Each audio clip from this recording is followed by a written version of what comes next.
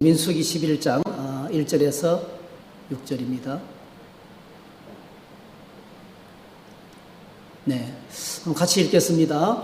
여호와께서 들으시기에 백성이 악한 말로 원망하며 여호와께서 들으시고 진노하사 여호와의 불을 그들 중에 붙여서 진영 끝을 사르게 하시매 백성이 모세에게 부르짖으므로 모세가 여호와께 기도하니 불이 꺼졌더라. 그곳 이름을 다베라라 불렀으니 이는 여호와의 불이 그들 중에 붙은 까닭이었더라. 그들 중에 섞여 사는 다른 인종들이 탐욕을 품으매 이스라엘 자손도 다시 울며 이르되 누가 우리에게 고기를 주어 먹게 하랴.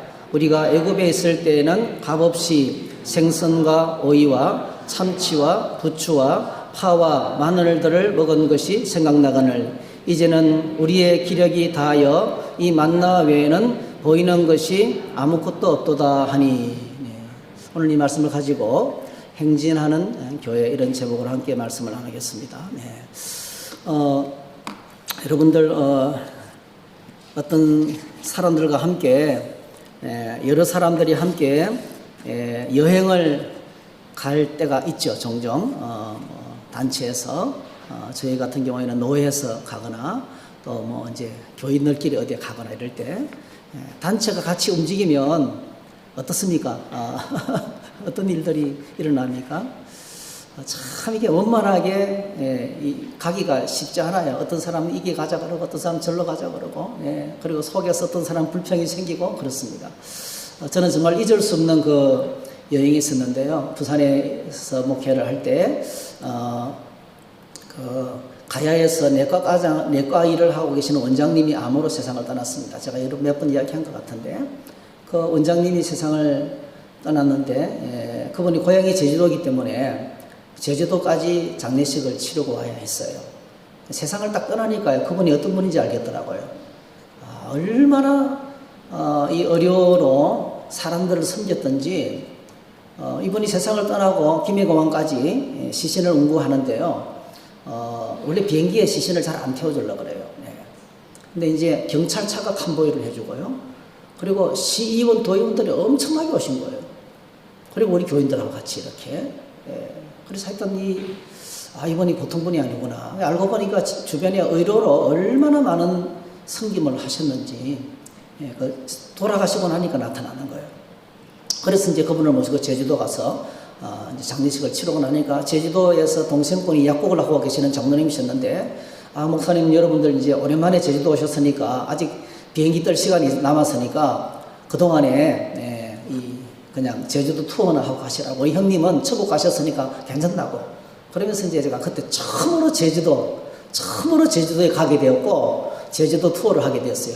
그 시의원 도의원들과 같이 우리 교인들과 같이 그래서 큰 버스를 하나 내주셔가지고 그 버스를 타고 이제 제주도 투어를 하는 거예요. 투어를 마치고 난 다음에 그 시의원들이 저에게 아주 그 이상한 듯이 이야기하시는 거예요. 이런 투어는 처음 참석했다는 거예요. 왜냐하면 보통 여행을 가면요, 여기 가자 저기 가자 이런 말이 많은데 이 예수 믿는 사람들은 왜 이렇게 멋있느냐고 어느 한 사람도 불평이 없고 그냥 기사가 인도하는 대로 이렇게 아주 만족한 그래서 너무 흡족한 여행이었다고. 정말 예수 믿는 사람들은 다르다고. 그리고 이제 투어를 마치고 공항 근처에 있는 잊을 수가 없어요. 제주도 흑돼지를 먹고 왔는데 그때 제가 먹었던 그 기억이 아직도 머리에 박혀 있어요. 그리고 이제 얼마 뒤에 다시 노회에서 제주도로 수행을 갔거든요. 저는 제 머릿속에요.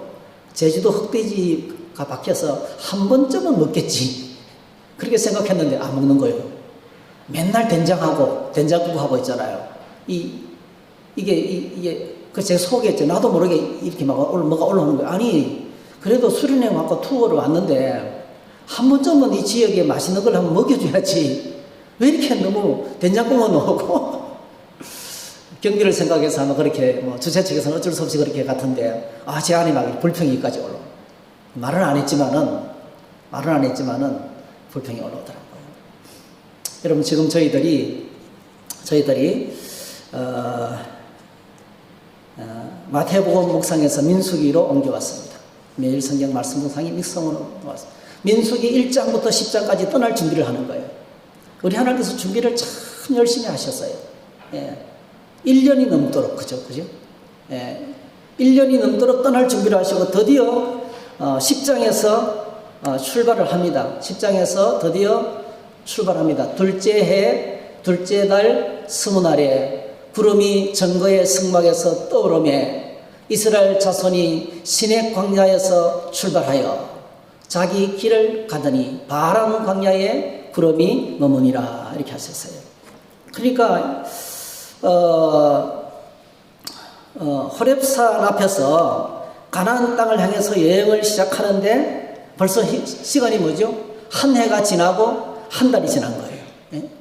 한 해 한 달, 13개월이 지나고 나서 13개월 동안 준비한 거예요. 그리고 드디어 이제 출발을, 여행, 가나안 땅을 한 여행이 시작이 됩니다. 그런데 이 여행은 진짜 만만하지 않습니다. 왜냐하면 여행 갈 때 정말 중요한 것이 팀워크가 중요하거든요.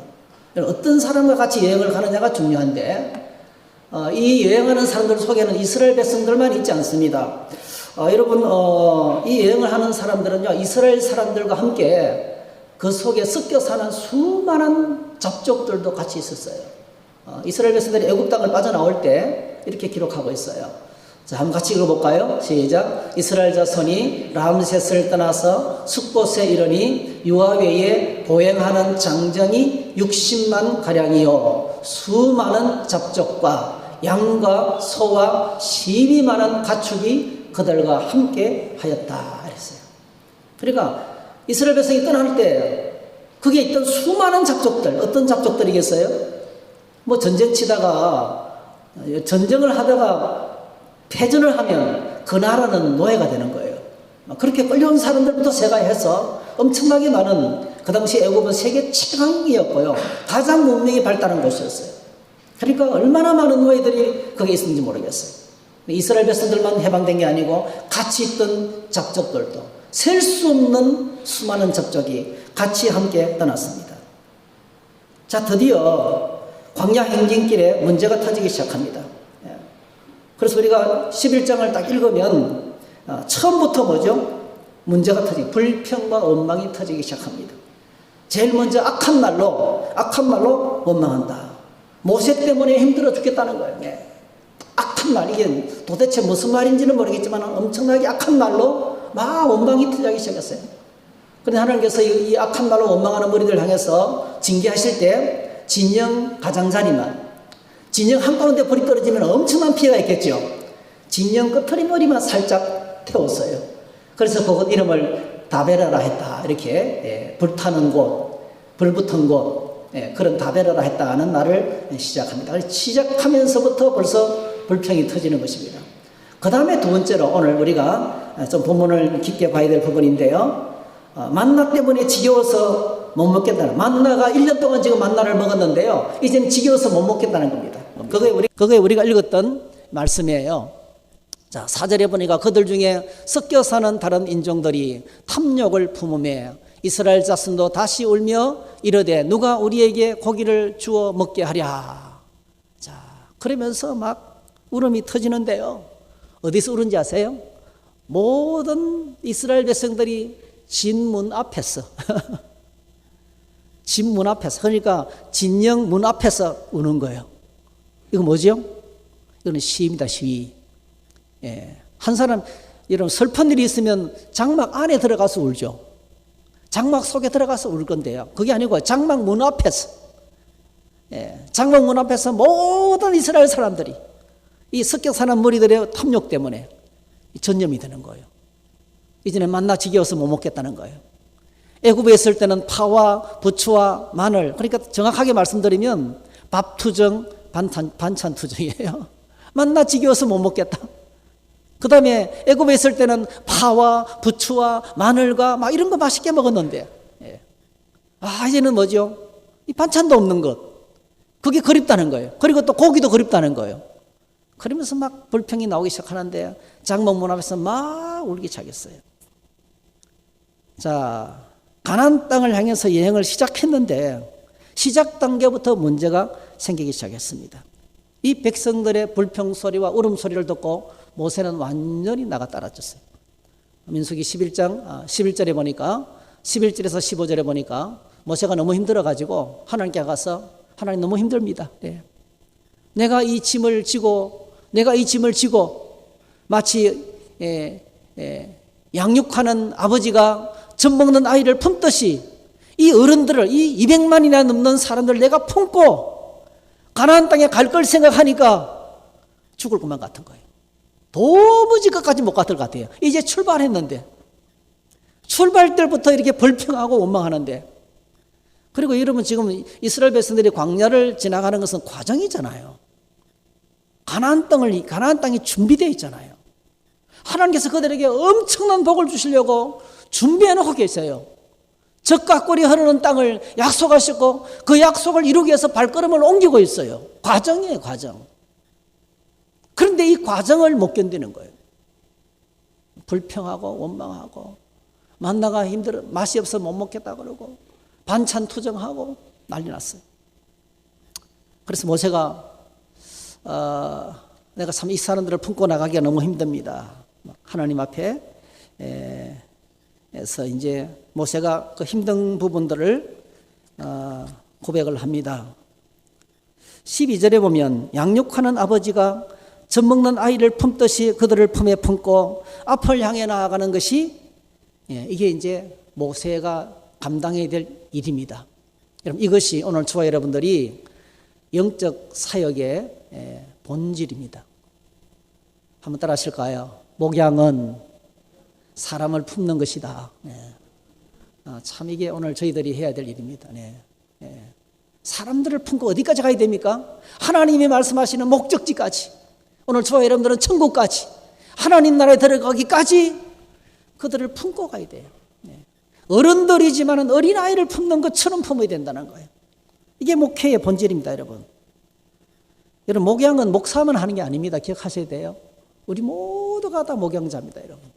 오늘 저와 여러분 모두가 다 먼저 믿은 사람은 나중 믿은 사람의 목양자입니다. 믿음이 좋은 사람은 믿음이 연약한 사람의 목양자입니다. 우리는 다 왕같은 제사장이에요. 우리는 다 주님의 제자들이에요. 다 하나님께서 오늘 저와 여러분들에게 제사장으로 임명하셨어요.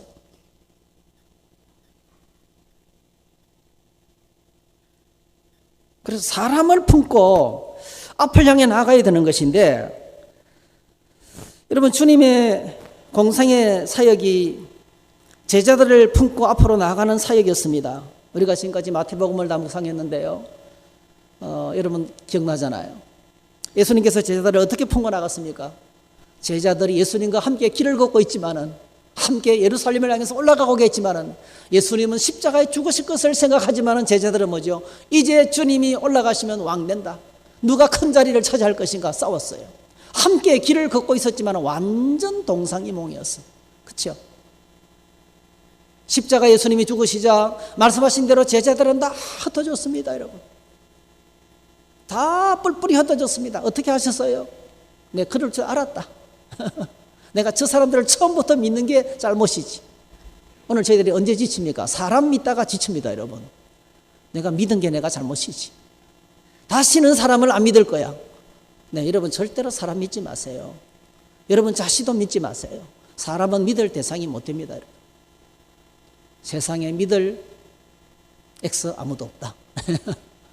그 진리입니다, 여러분. 내 자신도 바뀌는데. 사람은 연약한 존재인데 우리가 사랑하고 품고 용서하고 축복하고 격려하고 칭찬하고 인정해 줘야 될 존재예요. 사람은 사랑의 대상이지 믿을 대상은 안 됩니다. 우리가 믿을 유일한 분은 예수 그리스도밖에 없는 줄 믿습니다. 그래서 제자들이 다 흩어졌어요. 어떻게 하셔서 주님께서요? 십자가에 죽으시고 부활하신 다음에 주님이 40일 동안 땅에 계시면서 그 흩어진 제자들을 다 찾아다녔어요. 갈릴리 바다에서 물고기 잡아는 베드로를 찾아가서 밤새도록 고기를 잡았는데 한 마리도 못 잡았어요. 이런 새벽에 주님이 그 바닷가에 찾아가서 하시는 말씀이 그물을 배 오른편에 던지라. 엄청나게 잡았어요. 그리고 아침상을 차려놓고 시작하니까 밥 먹어라. 네. 우리 주님이 얼마나 따뜻한 분이신지 몰라요. 그러면서 말을 시작합니다. 요한의 아들 시몬아, 내가 나를 사랑하느냐? 내가 나를 사랑하느냐? 그러면서 한 사람 한 사람 불렀습니다. 엠마로 낙심하면서 내려가는 두 제자를 주님이 직접 찾아가셔서 그들과 함께 걸어갑니다. 같이 걸어가면서 주님께서 뭐라 말씀하셨습니까? 선지자로부터, 모세와 선지자로부터 성경 말씀을 들려주면서, 성경 말씀을 다시 들려주면서 그들의 눈을 열어서 부활하신 주님을 깨닫게 하고, 그리고 뭐죠? 주님이 다시 사라집니다. 그렇게 해서 예수님의 제자들을 불러 모으기 시작하셨습니다. 누가복음 24장에 보면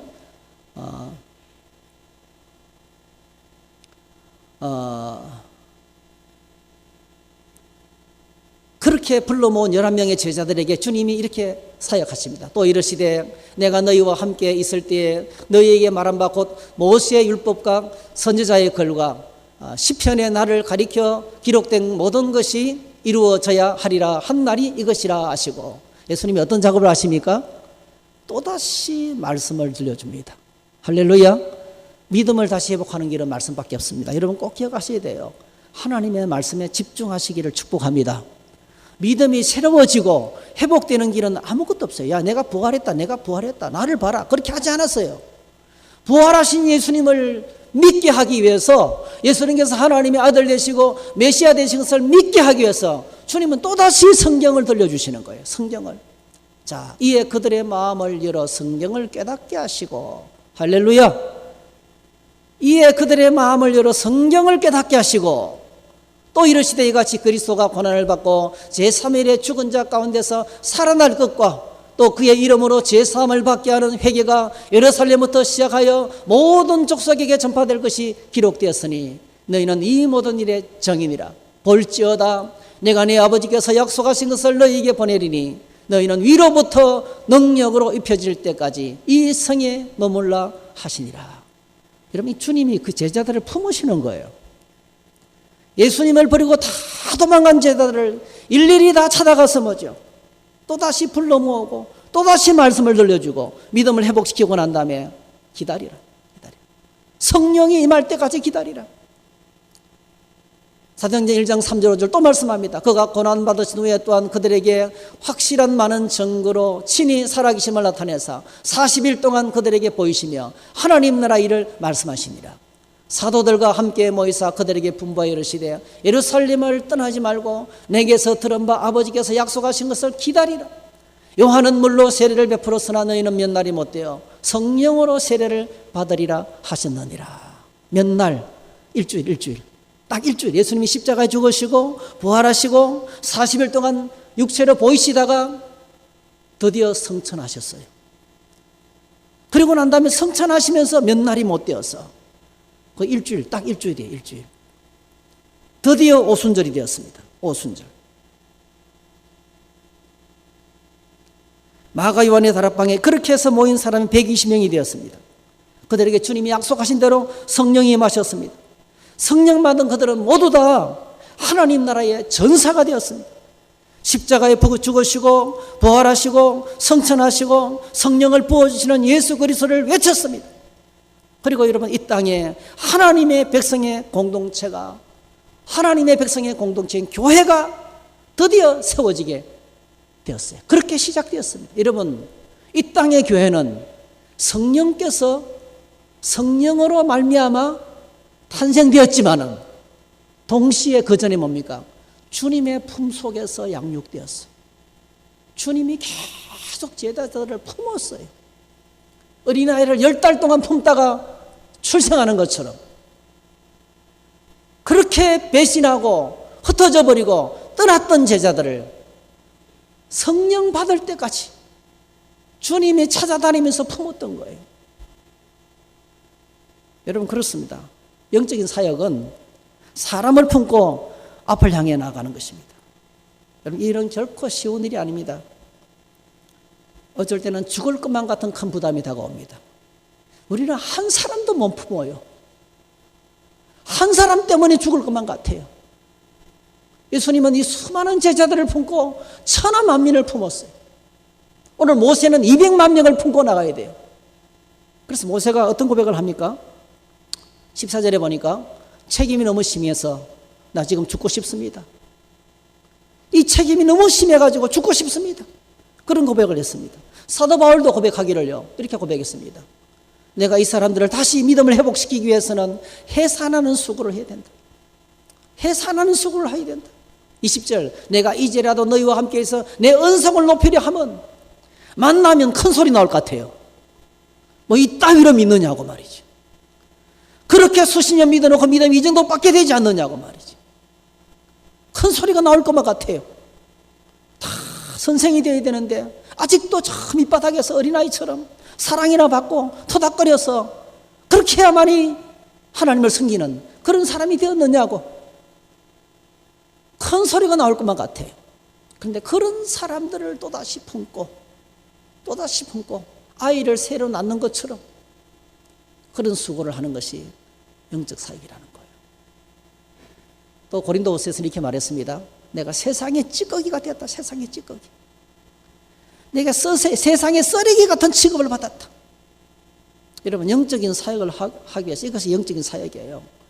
사람을 품는 일이 절대로 쉽지 않습니다. 죽을 것만 같아요.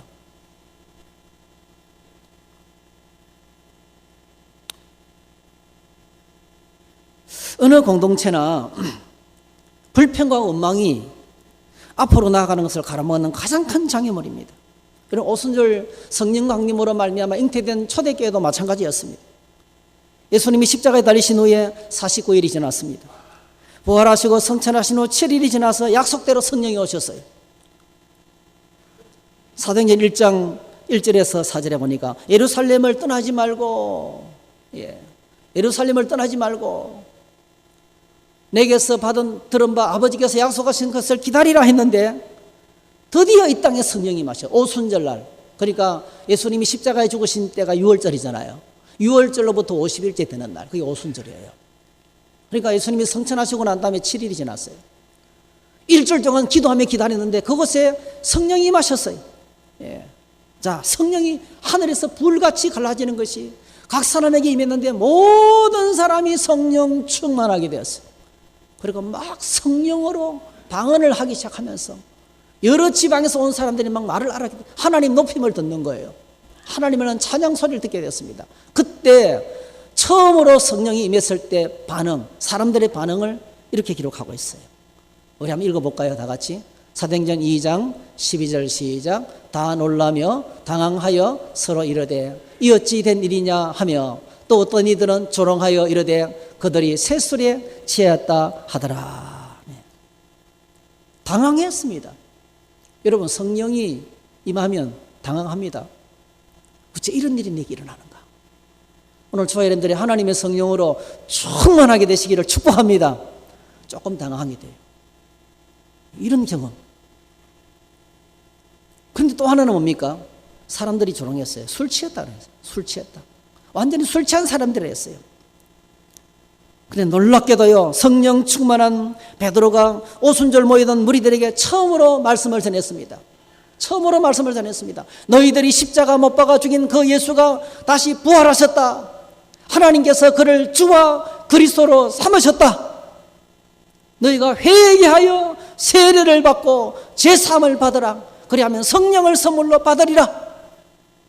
그 베드로의 첫 설교에 예수 믿은 사람들이 3,000이나 되었어요. 3,000이나. 그 말을 받은 사람들은 세례를 받으며 이날의 신도의 수가 3,000이나 되었더라. 그들이 사도의 가르침을 받아 서로 교제하고 떡을 떼며 오로지 기도하기를 힘쓴다. 그냥 하나님의 성령에 붙들려서요. 하나님의 성령에 붙들려서 엄청난 역사가 나타나고 드디어 교회가 탄생하는 거예요. 사람들이 막 몰려와서 엄청난 숫자가 교회가 막 부흥이 되기 시작했습니다. 한번 따라 하실까요? 성령께서 부흥을 주도하고 계셨다. 성령께서 하시는 거예요. 성령께서 주도적으로 일하시는 거예요. 저는 오늘 저와 여러분 가운데 이렇게 성령께서 주도적으로 일하시는 부흥이 오기를 축복합니다. 이 우리의 기도 제목입니다. 그래서 부흥은 우리가 생각할 수 없는 이 땅의 지상 천국을 만들었어요. 이 땅에서의 천국을 경험하게 만들었어요. 사람마다 두려워하는데 사도들로 말미암아 기사와 표적이 많이 나타나니 믿는 사람이 다 함께해서 모든 물건을 서로 통용하고 재산과 소유를 팔아서 각 사람의 필요를 따라 나눠주고 날마다 마음을 같이하여 성전에 모이기를 힘쓰고 집에서 떡을 떼며 기쁨과 순전한 마음으로 음식을 먹고 하나님을 찬미하며 또 온 백성에게 칭송을 받으니 같이 읽으십시다. 주께서 구원받는 사람을 날마다 더하게 하시니라. 예. 정말 부흥의 불길을 걷잡을 수가 없어요. 부흥의 불길을 걷잡을 수가 없어요. 교회는 그야말로 이 땅에 세워지는, 이 땅에서 경험되는 천국 공동체였습니다. 예. 32절, 35절에도 우리 한번 같이 읽겠습니다. 시작. 믿는 무리가 한 마음과 한 뜻이 되어 모든 물건을 서로 통용하고 자기 재물을 조금이라도 자기 것이라 하는 이가 하나도 없더라. 사도들이 큰 권능으로 주 예수의 부활을 증언하니 무리가 큰 은혜를 받아 그 중에 가난한 사람이 없으니 이는 밭과 집이 있는 자는 팔아 그 판 것을 값을 가져다가 사도들의 발 앞에 두며 그들이 각 사람의 필요를 따라 나누어 줌이라 했어요. 지상 천국이었습니다. 그 중에 핍절한 사람이 없어요. 가난한 사람이 없어요. 모두 다 뭐죠? 가진 사람들은 자기 것을 하나님 앞에 내어놓고 함께 공유했습니다. 함께. 우리 집에 망치가 있고 저 집에 톱이 있으면 서로 나누는 거예요. 같이. 예, 필요할 때 갖다 써라. 부족한 게 없는 거예요. 예. 얼마나 멋있는 천국 공동체인지 모르겠어요. 오늘 저와 여러분이 섬기는 청주 성도교회가 이렇게 서로 나누고 공유하는 그런 은혜가 있기를 축복합니다. 예, 참 이게 현실로 다가와야 돼요. 사실은 천국이 바로 그렇게 이루어지는 것입니다. 부흥과 함께 무서운 박해가 찾아왔습니다. 사도들이 붙잡혀가고 산에 드는 공의 앞에서 채찍을 당하고 복음을 전하지 말라는 공고를 듣고 감옥에 갇히고. 그런데 여러분, 성령께서 주도하시는 부흥을 막을 길이 없어요. 41절 42절 보니까 사도들이요 핍박받고 능욕받는 것을 더 기뻐했어요. 날마다 방해에도 불구하고 핍박에도 불구하고 예수님을 복음을 전하는 일을 힘썼습니다. 이게 성령이 하시는 거예요. 하나님의 성령으로 충만하게 돼요. 절대로 쉬지 않았어요. 오늘 저와 여러분들이 하나님의 일을 계속할 수 있는 원동력은 성령의 은혜인 줄 믿습니다. 인간의 결심이 아니에요. 성령께서 밀어주면 계속할 수 있는 거예요. 지치지 않고 계속할 수 있는 거예요. 자, 그런데 여러분, 이렇게 부흥의 불길이 계속되고 이제 막 교회가 출발하면서 앞을 향해서 기가 막히게 나아가고 있는데 교회 공동체 전체가 딱 멈추는 사건이 터졌어요. 그게 6장이에요. 6장. 사도행전 6장입니다. 그때 제자가 더 많아졌는데 헬라파 유대인들이 자기의 가부들이 매일의 구제에 빠짐으로 히브리파 사람을 원망하니. 여기 뭐가 나옵니까 여러분? 원망이 나오니. 원망. 원망이 터지면 공동체는 앞을 향해서 못 나갑니다. 불평과 원망이 터지면 앞을 향해서 나갈 수가 없어요. 예. 불평과 원망이 터지자 사도들이 지쳤어요. 왜냐하면 교회 안에 너무 많은 사람이 쏟아져 들어오는데요. 그 사람들을 막 구제하고 챙기다 보니까요. 사도들이 아웃된 거예요. 말씀 묵상하고 기도할 시간이 없는 거예요. 하나님 앞에 나와서 엎드려야 되는데 그 시간이 없는 거예요. 네. 그래서 여러분, 초대교회는 이 문제를 어떻게 다뤘습니까? 여러분, 어떤 문제가 생겼을 때 그 문제를 다루는 방식과 태도가 굉장히 중요합니다. 세상에 문제 없는 곳은 없습니다. 그렇죠? 항상 문제가 생깁니다. 가정에도 문제가 생기고 직장에도 문제가 생기고 나라에도 문제가 생기고 교회에도 문제가 생기게 돼 있어요. 근데 중요한 것은 그 문제를 어떻게 다루느냐는 거예요. 여러분, 문제가 생겼을 때 하나님이 기뻐하시는 방식으로 하나님의 방식으로 처리할 수 있기를 축복합니다. 오늘 이 사도들은요, 하나님께서 원하시는 방식으로 문제를 처리했어요. 어떻게 했습니까? 사람을 세웠어요. 너희 가운데 지혜가 있고, 자, 성령과 지혜가 충만하여 칭찬받는 사람 7을 택하라. 네. 사람을 선택했습니다. 그리고 사도들만 하던 그 엄청난 과중한 일들을 함께 나누기 시작했어요. 함께 나누기 시작했습니다. 오늘 우리가 이 사실에 주목해야 됩니다. 이것은 굉장히 성경적인 원리고 사역을 함께 분담해서 나누는 것이 이게 너무나 효과적인 하나님께서 원하시는 방식이라는 것입니다. 여러분, 가나안 땅을 향하다가 불평이 터졌습니다. 모세는 죽고 싶었습니다. 그때 하나님께서 이 일을 어떻게 처리하십니까? 똑같습니다. 하나님이 처리하시는 방식은 똑같습니다. 민수기 11장 16절에서 17절에 보면 여호와께서 모세에게 이르시되 이스라엘 노인 중에 네가 알기로 백성의 장로와 지도자가 될 만한 자 70명을 모아 내게로 데려와 해막에 이르러 거기서 너와 함께 서게 하라. 내가 강림하여 거기서 너와 말하고 내게 임한 영을 그들에게도 임하게 하리니 그들이 너와 함께 백성의 짐을 담당하고 너 혼자 담당하지 아니하리라 했어요. 그러니까 혼자서 일을 하면 안 되는 거예요. 혼자서. 우리 교회 목사님 열심히 해. 엄청 나쁜 교회입니다, 여러분. 엄청 안 좋은 교회입니다. 어떤 교회가 좋은 교회입니까? 우리 교회는 목사님도 열심히 하고, 집사님, 권사님 다 열심히 해. 모든 교회가 같이 함께 더불어 사역하는 교회. 예.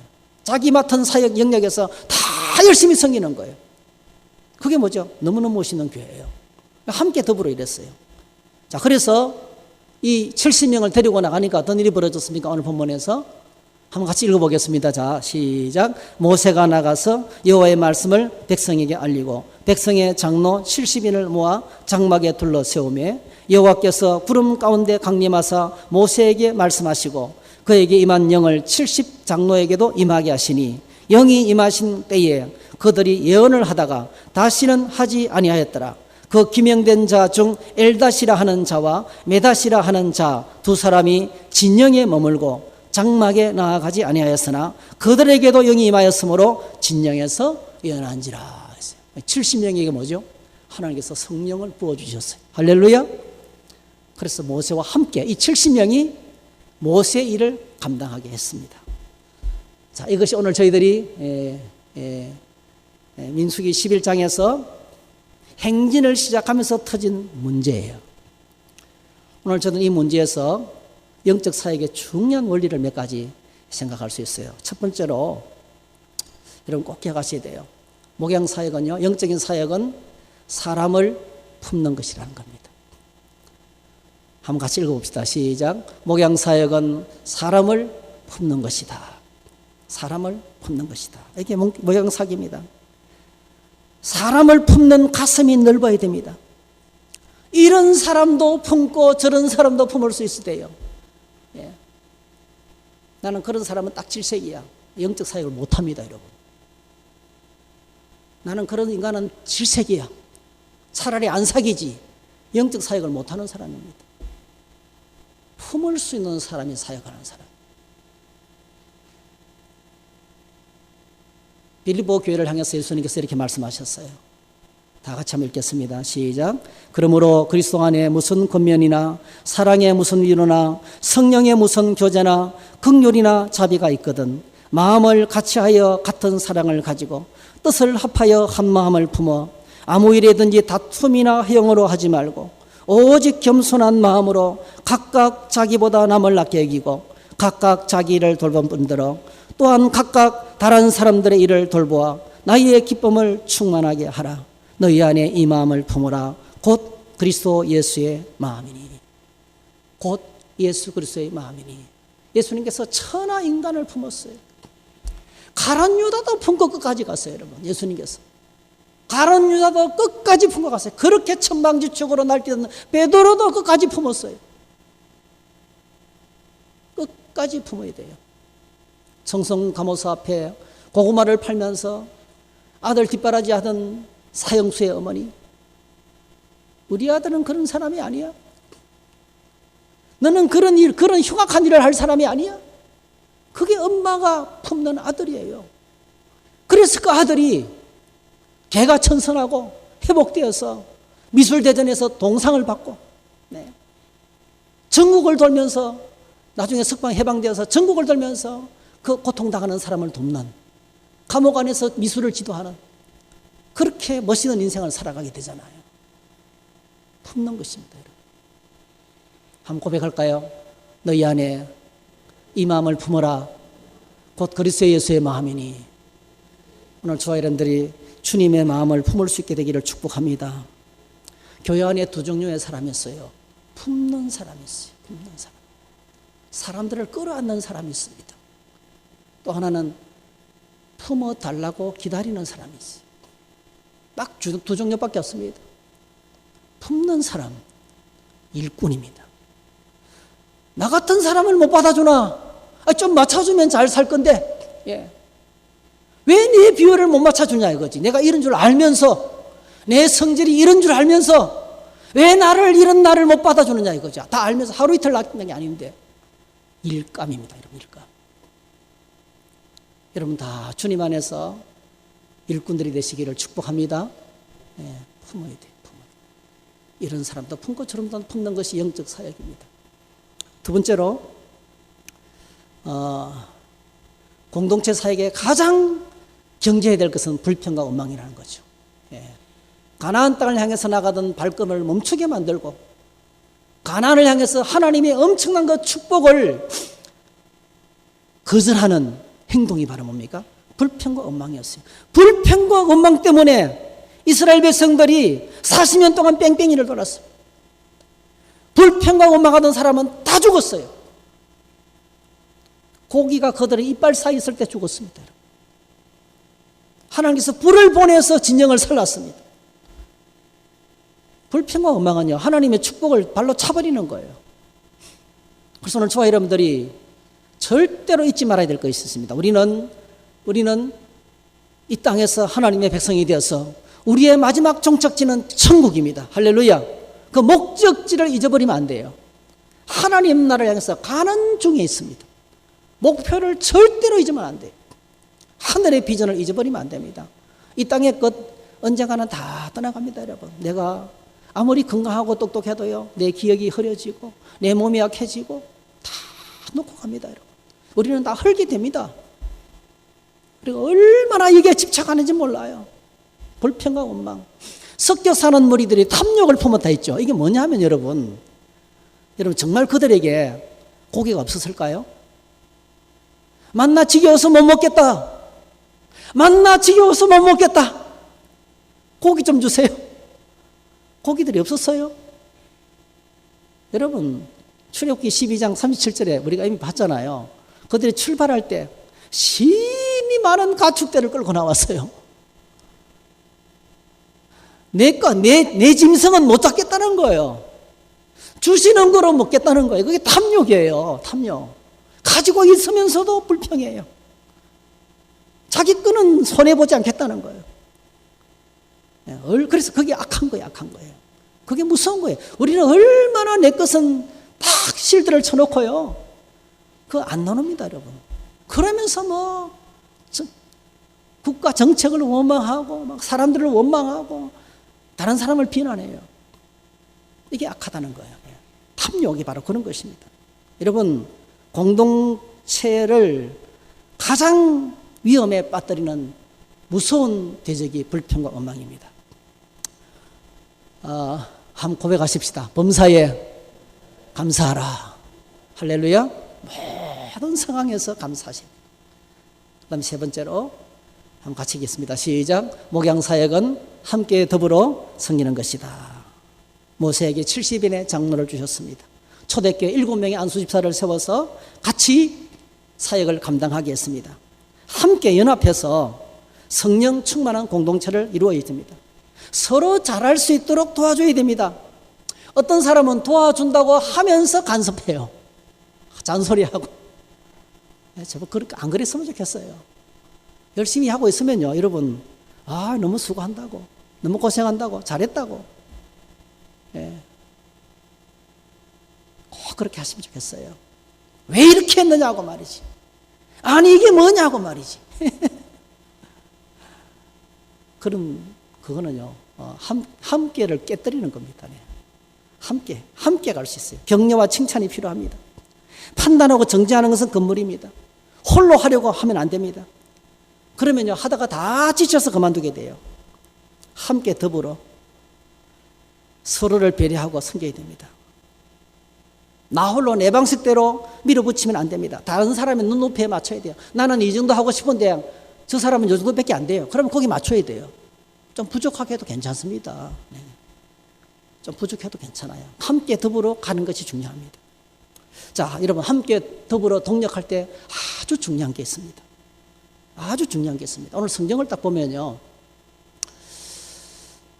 하나님께서 모세가 70명을 딱 이제 준비하라 해서 데리고 나갔는데, 하나님께서 어떻게 하시냐면요, 하나님이 찾아오셔서, 자, 25절에 보세요. 여호와께서 구름 가운데 강림하사 모세에게 말씀하시고 그에게 임한 영을, 모세에게 임한 영을, 이거는 모세 영입니다. 뭐예요? 모세에게 임한 그 영을 70인에게 나누어 줬어요. 이게 뭐예요? 모세 중심이에요. 초대교도에 보면은 사도들 중심입니다. 사도들 중심. 이게 참 하기 어려운 말인데요. 교회 사역은 목회자 중심으로 가야 돼요. 참 하기 어려운 말이에요. 여러분 꼭 기억하셔야 돼요. 교회 안에 위원회가 많이 만들어지잖아요. 위원회 마음대로 하면 안 돼요. 목회자의 철학대로, 목회 철학대로 해야 돼요. 목회 방침대로 해야 된다 이 말이에요. 그래야 공동체는 앞을 향해서 나갈 수 있어요. 이게 참 중요합니다, 여러분. 담임 목회자가 교회 공동체의 중심이 되어야 된다는 겁니다. 요한계시록에서 하나님께서 말세의 교회를 통해서 일하시는 방식을 소개하고 있는데 이렇게 말씀하고 있어요. 자, 요한계시록 1장 20절에 보니까 한번 같이 읽겠습니다. 시작. 내가 본 것은 내 오른손에 7별의 비밀과 또 7 금촛대라. 7별은 7 교회의 사자요, 7 촛대는 7 교회니라 했어요. 부활하신 예수님께서 금촛대 사이를 다니시는 거예요. 교회들 가운데 계십니다, 여러분. 여러분, 교회 모임 가운데 계십니다. 꼭 기억하셔야 돼요. 예수님은 예배당에 계시다가 우리가 떠나가면 예배당에만 계신 분이 아닙니다. 예수님은 성도들 가운데 거하십니다. 7 금촛대. 근데 그 손에 뭐가 있어요? 7 별을 붙들고 계세요. 이 손에 계신 7 별이 바로 뭐죠? 7 교회의 사자들이라 했어요. 7 교회의 사역자들, 교회 책임자들입니다. 교회 목회자들이에요. 하나님께서는 모세에게 말씀하시고 모세를 통해서 일하시는데, 모세에게 어디로 가야 할지, 어떻게 가야 할지, 어떻게 성막을 모시고 모든 걸 알려주셨어요. 그리고 뭐죠? 모세와 함께 더불어 70인이 모세 중심으로 일하는 거예요. 이게 하나님께서 말씀하시는 교회 공동체입니다. 그래서 오늘 저와 여러분들은 교회 지도자들, 목사나 셀의 목자들, 이런 꼭 앞에서 사역하는 사람을 위해서 기도하셔야 돼요. 혼자서 지 마음대로 하는 게 아니고요. 하나님의 말씀을 받아서, 할렐루야, 하나님의 말씀을 받아서 목회를 할 수 있도록 기도해 주셔야 돼요. 그리고 뭐죠? 모든 결정들은 목회자 중심으로 진행돼요. 이게 오늘 저와 여러분들의 교회가 정말 멋있는 교회로 만들어가는 과정이에요. 이게 안 되니까 교회가 어려움을 당하는 거예요. 여러분, 오늘날 교회가 얼마나 위험한지요. 위원회를 만들어 놓고 담임 목사님이 계시는데도 불구하고요, 우리끼리 결정 다 해가지고 막 교회 재정을 마음대로 써버리고, 정말 심각해요, 여러분. 성경 너무나 잘못된, 너무나 세상적인, 우리가 헌금했으니까 우리가 마음대로 쓴다는 거예요. 이건 우리 거라는 거예요. 여러분, 언제 하나님께 드렸는데, 하나님께 드려진 헌금을 우리 마음대로 다 써버린다는 거예요. 지금 우리나라 대형교회 난리 났어요, 여러분. 완전 교회는 파티입니다, 파티. 우리가 헌금하고 우리가 쓰자는 거예요.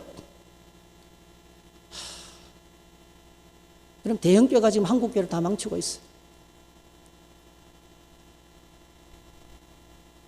예배 1부, 2부, 3부, 4부 예배를 드리려니까 너무 쌈박한 예배.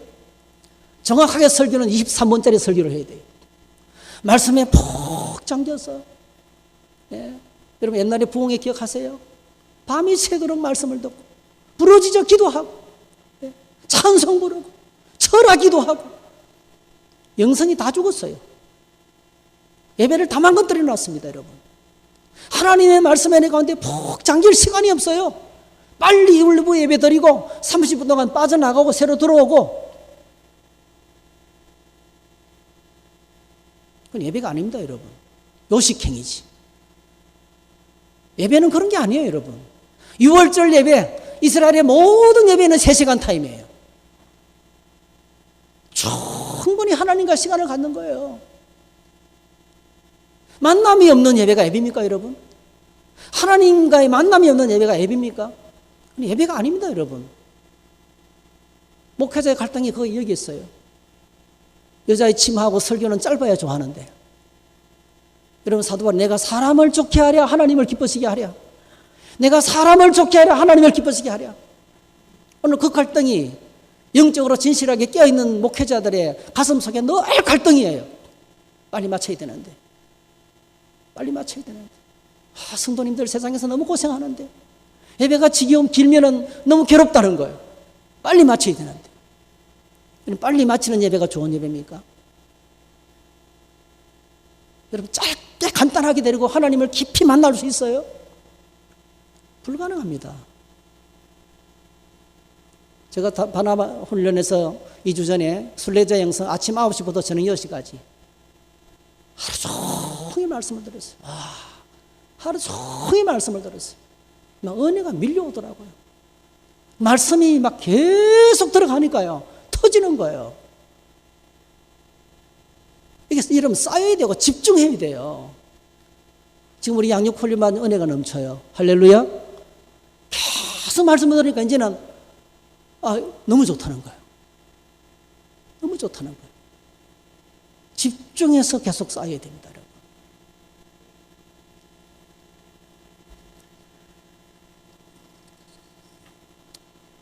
그래서 영적 사역은 함께 더불어 하지만은 반드시 리더십 중심이어야 된다는 것을 꼭 기억하시면 좋겠어요. 네. 그래서 어떤 일을 처리할 때 하나님 중심, 말씀 중심, 교회 중심인 동시에 이런 목회자 중심이 되어야 됩니다. 이거는 제가 목회하든지 그 다음에 또 다른 목사님이 오시든지 언제든지 목회자. 왜냐? 하나님께서 목회자에게 목회 비전을 주시고 목회 철학을 주시고 그 목사는 그 비전과 철학을 따라가야만이 하나님 앞에 설 수 있어요. 모세가 지금 감당해드리는 백성들을 이끌고 적과 꿀이라는 가나안 땅으로 데려가는 거예요.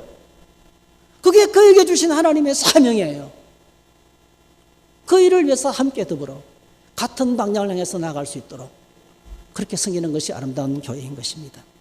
그리고 마지막으로 가장 중요한 것은 같이 읽습니다. 시작. 목양사역은 내가 아니라 성령께서 주도하시고 나는 협력하는 것이다. 할렐루야. 하나님의 영이 임했잖아요. 7 지사를 세울 때도 믿음과 성령이 충만한 칭찬 듣는 7 사람 이거예요. 믿음과 성령이 충만해야 돼요. 교회 일은 사람이 하는 게 아닙니다. 성령께서 하시는데 내가 협력하는 거예요. 여러분, 성령께서 우리를 이끌어 가실 때에 그 일에 오늘 주와 여러분들이 적극적으로 협력하시기를 축복합니다. 저는 너무 감사해요. 저희 교회 이렇게 지금 숫자는 지금 이렇게 작고 부족하지만은 참 이렇게 하나님이 하시는 일에 너무 적극적이고 헌신하는 분들이 많아서 너무 감사해요. 네. 자, 그 결과 어떻게 되었습니까? 그 결과 다 같이 읽습니다. 시작. 하나님의 말씀이 점점 왕성하여 예루살렘에 있는 제자의 수가 더 심히 많아지고 허다한 제사장의 무리도 이도에 복종하니라 했습니다. 오늘 우리는 광야를 행진하는 광야교회입니다. 우리가 살아가는 세상은 정말 어렵습니다. 불평과 원망이 가득합니다. 거짓과 비진리가 가득합니다. 어둠의 영이 지배하고 있습니다. 모세가 그 광야, 사실은요, 애굽은 그 당시에 세계 최고의 문명이었습니다. 지금 있는 피라미드 스핑크스가 그때 있었어요. 근데 광야는 아무것도 없어요. 어제까지요, 수돗물 콸콸 나오고 털면 떠물 콸콸 나오는 곳에 살다가 그들은 광야로 나왔어요. 완전 깡시골에 전기도 안 들어오는 곳에 나온 거예요. 왜 그렇게 나왔습니까, 여러분? 하나님이 기뻐하시는 새로운 나라를 만들기 위해서. 이 땅에 있다가 사라지는 것이 아니고 영원한 하나님 나라를 위해서 하나님께서 그들을 불러내셨어요. 그래서 세상에 없어질 것이 아니고 영원한 하나님 나라를 주시려고, 세상과는 비교할 수 없는 영원한 영광의 나라를 우리에게 주시려고 우리를 불러내셨어요. 그 나라를 향해서 나아가는 하나님의 공동체입니다. 그래서 이 땅을 살아가는 동안에 광야 가운데 유혹이 있고 불평거리가 있고 원망거리가 있어요. 오늘 저희들이 이 말씀을 기억하면서 사람을 품고 불평과 원망을 회개하고, 그리고 하나님의 영광스러운 백성으로 아름다운 공동체를 만들어가는 멋있는 하나님의 교회를 함께 만들어가는 저와 여러분 다 되시기를 주의 이름으로 축복합니다. 할렐루야. 우리 함께 찬양.